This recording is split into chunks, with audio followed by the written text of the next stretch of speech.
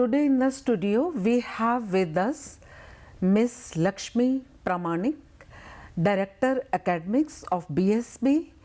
Lakshmi ma'am has 27-year experience of working in various capacities as headmistress, principal, director in India and abroad in various educational institutions.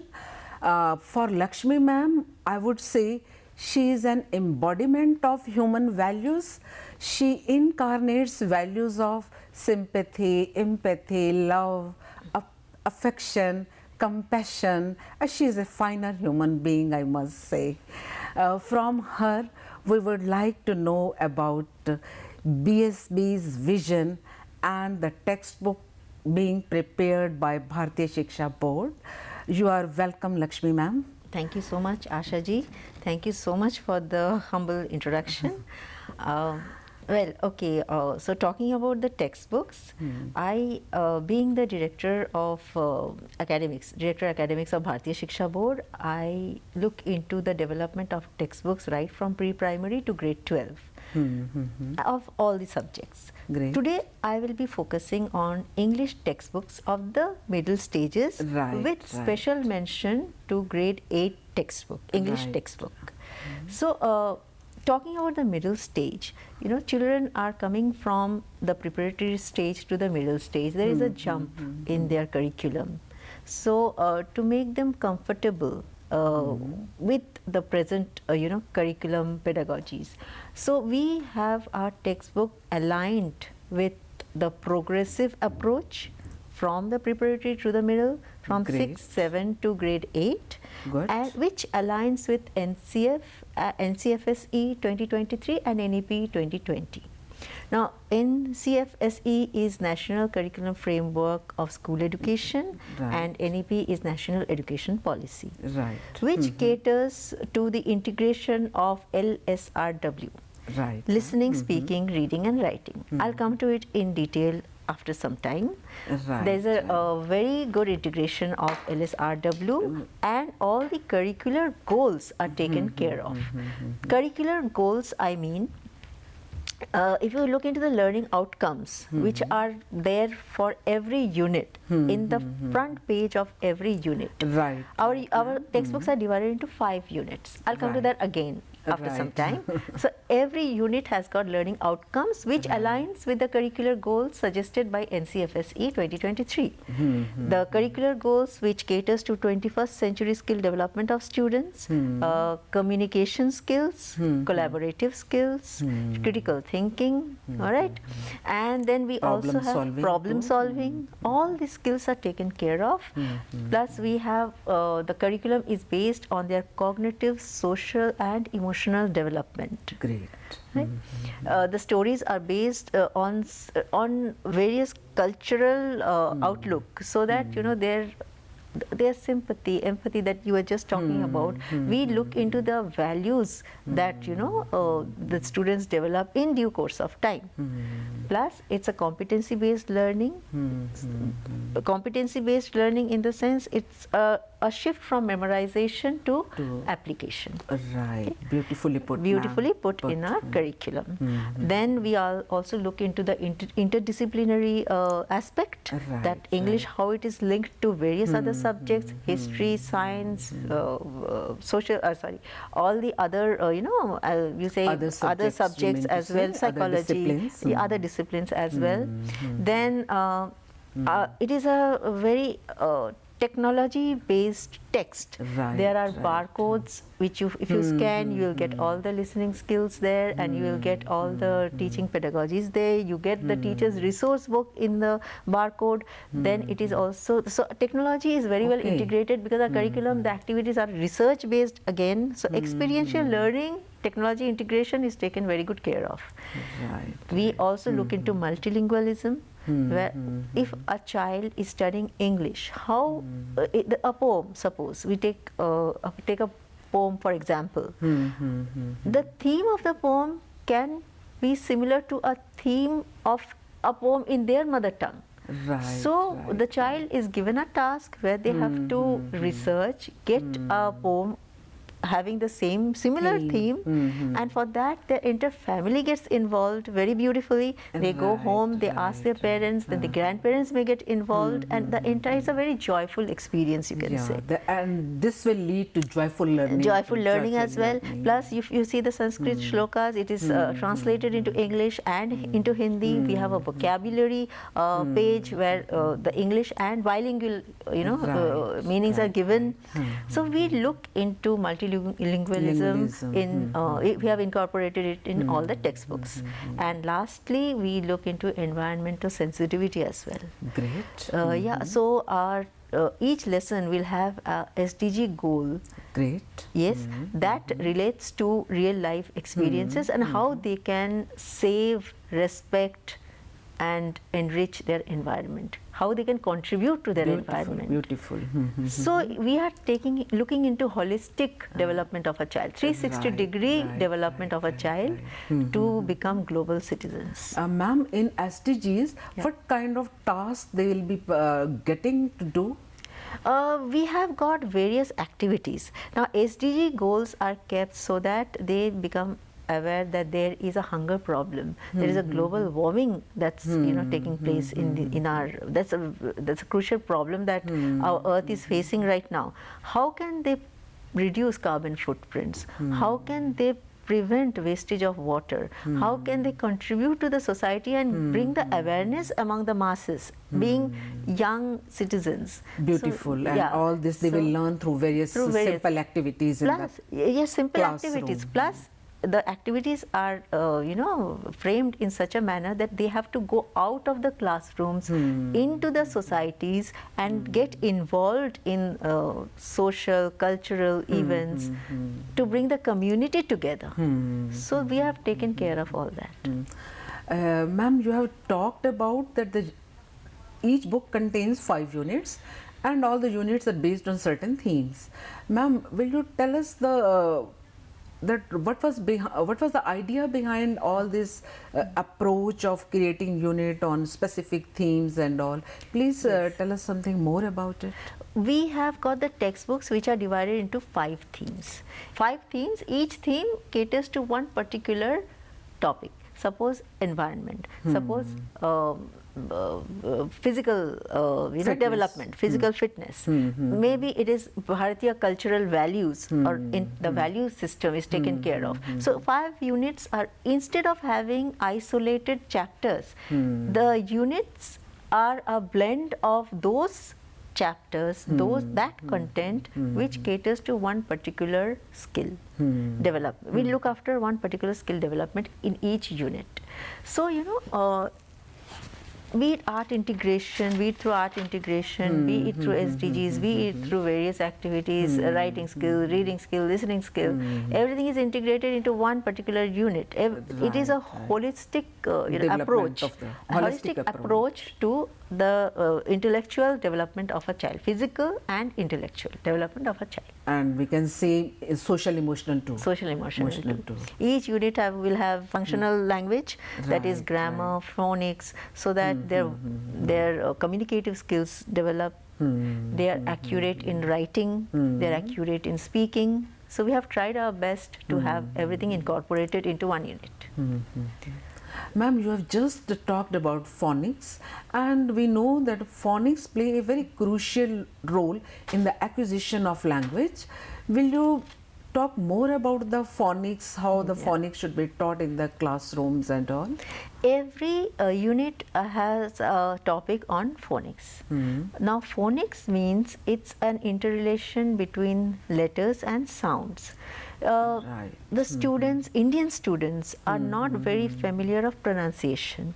How a child will be able to pronounce a word properly, how a child will be able to read properly, to communicate properly. If the child is accent, of course, another aspect is accent.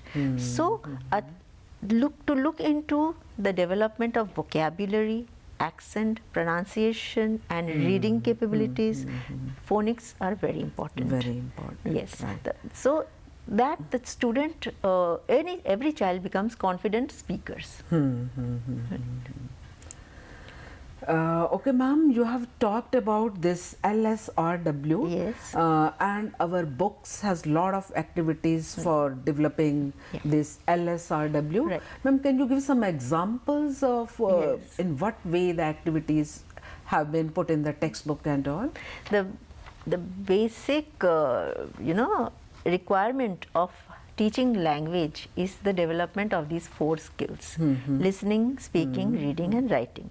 So we have incorporated listening skills in every unit, which has at least one audio input and comprehensions, reading comprehensions. Speaking will have various activities like elocution, debate, then speeches, right? Dialogues.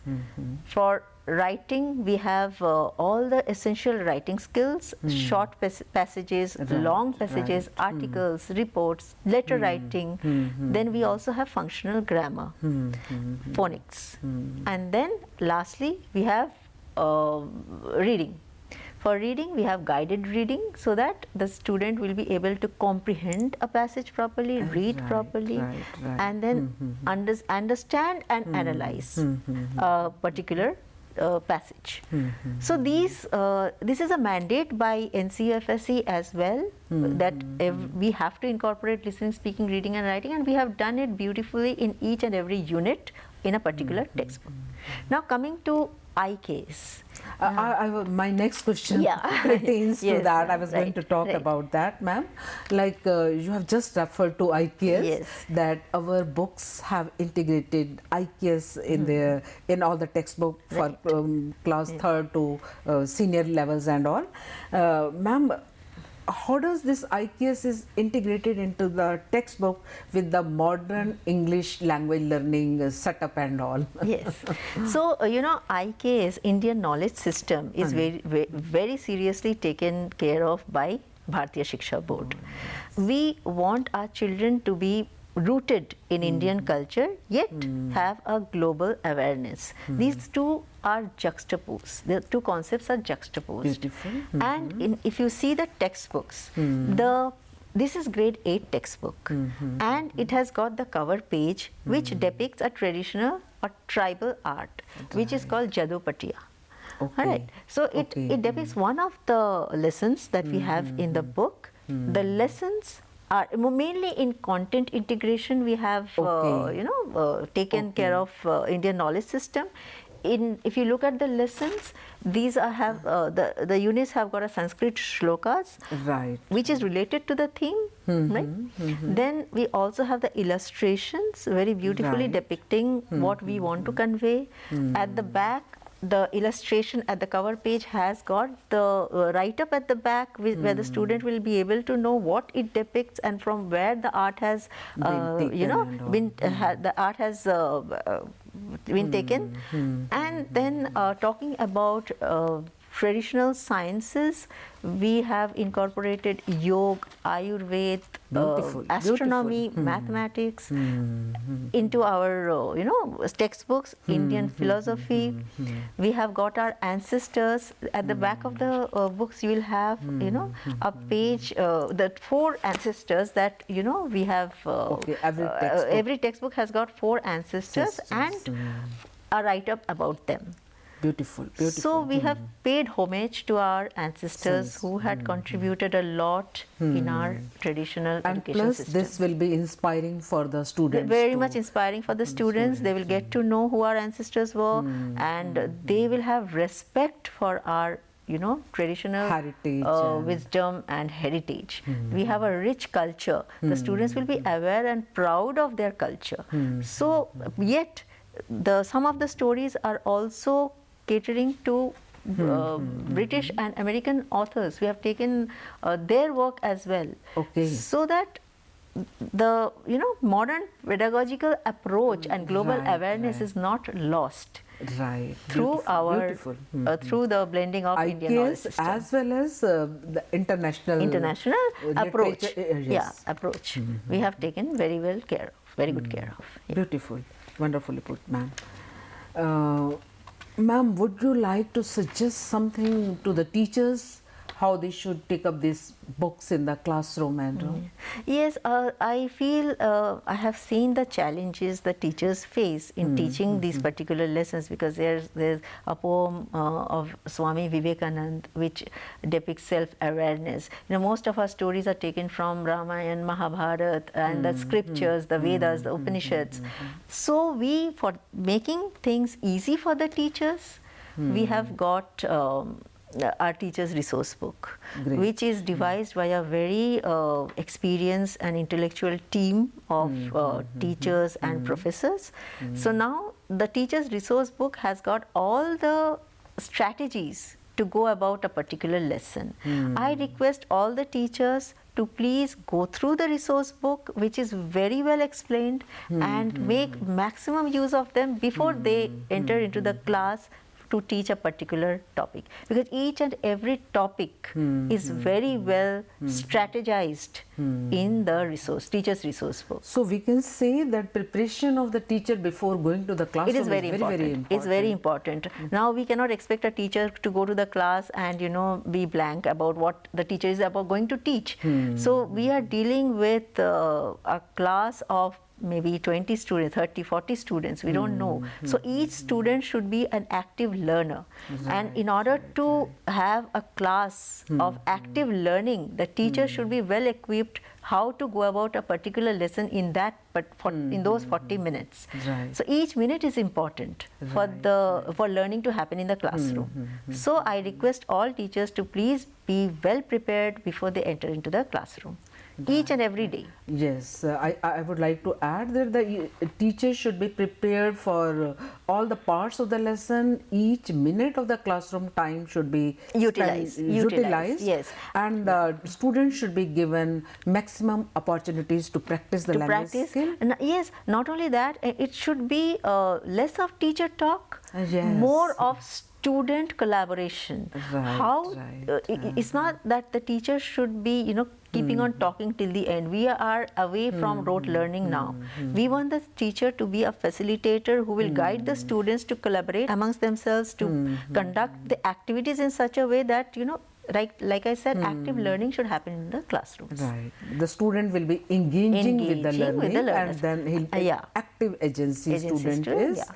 It is the student who is in the center. Teacher is now in the role of a facilitator. And yes. this is what the constructivist approach is also exactly talks about. Yeah, and not only that, the students of grade 8 will be going to grade 9, and they should be ready to face the board exams. So our curriculum should mold the child, make them so confident so that they are ready to take up challenges when they come up to grade 9 and 10. Yeah. Ma'am, we've got to know about so many things about the textbook and the vision of the BSB, and how the teachers can proceed with the textbook in the classroom. Ma'am, would you like to give some mantras to the teachers? Well, yeah, like mantras, before giving the mantras, the teacher should know why we are unique.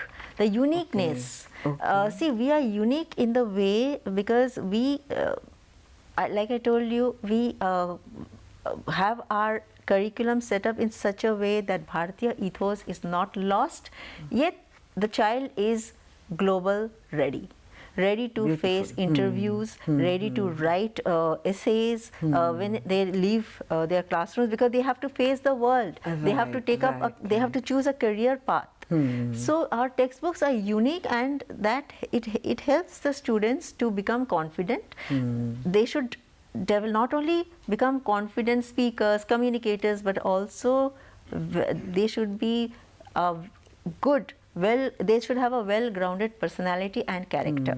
Therefore, we have the Bharatiya values, which we try to execute through our textbook, so that the child is, once the child is in the school and out of it, the values are so strong in the child that they carry it to generations later on.